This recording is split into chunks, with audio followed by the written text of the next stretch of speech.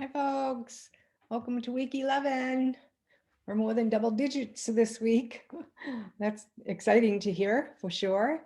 I'm sure your weeks have been crazy busy as of late. And it's amazing when I go back and I look at the grading system, and pretty much everybody is caught up, and it's not even Sunday yet. So that's really super cool. Discussion boards, yeah, they're winding, there's a few more people that have to have their final response, but you're doing absolutely more than expected, even, and especially where everything's going on.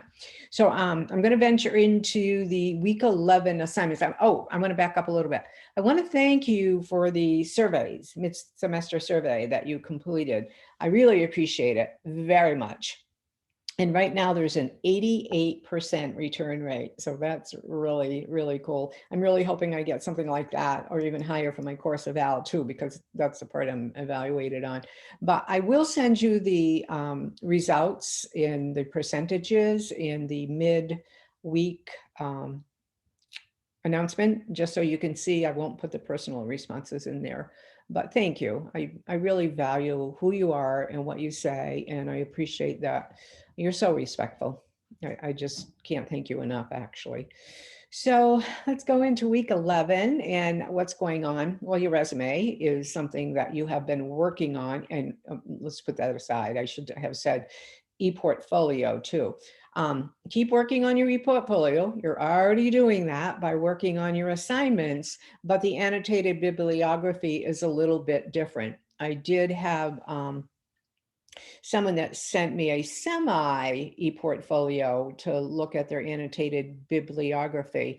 And it was really interesting because they had used 5 different sources and readings, and they were all something that had been in the courses that they have taken so far. And it was really great to see them because one of my favorite books is Green, and that was in there. I just want to share, you do not need to send me your work prior, um, because I really look at it quite comprehensively, I guess, when you submit it. And if there's anything that you need to ask, I do ask you to do so, so you get full points. But there is no need to submit your work prior for me to pre-approve it before you submit it. Okay, I just wanted to make that clear too. I just wanted to use it as an example, the annotated bibliography.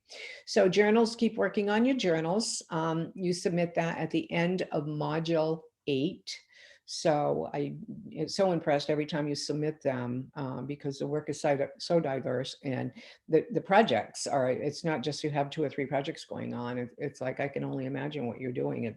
Everything's all, over the place like this. But on the other hand, you're working like that, smooth. It looks smooth anyways, which I'm sure it's not.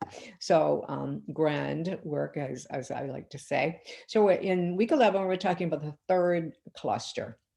And in the third cluster, we talk about equity and cultural responsiveness.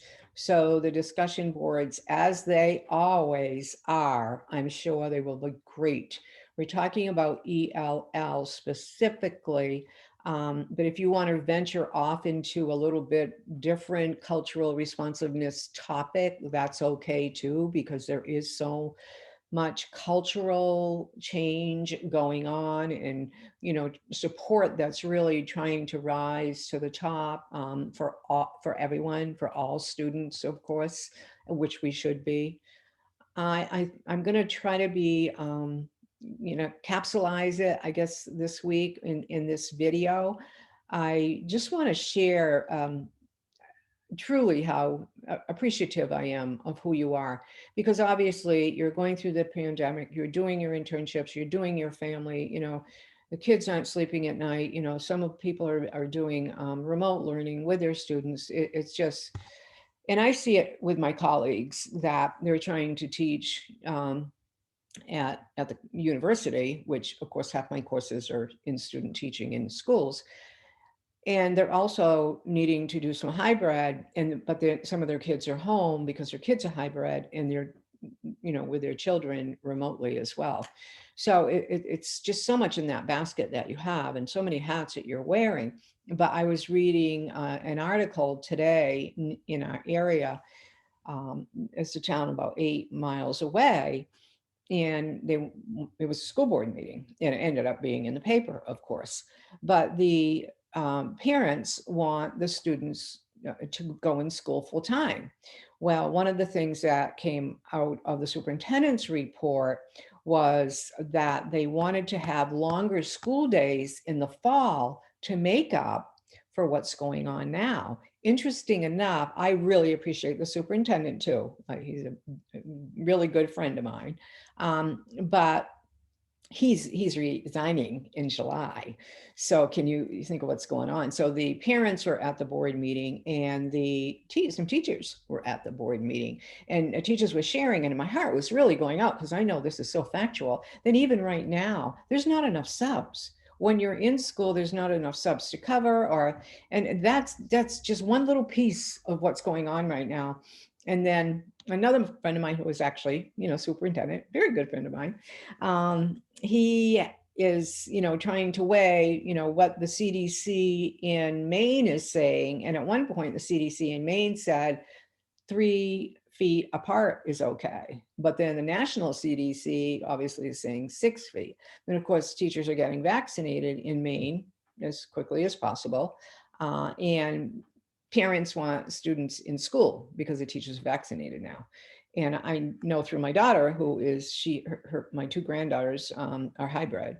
So I know this is a lot of personal stuff, but my whole point is I am over the top, just so appreciative and respectful of who you are and what you're doing.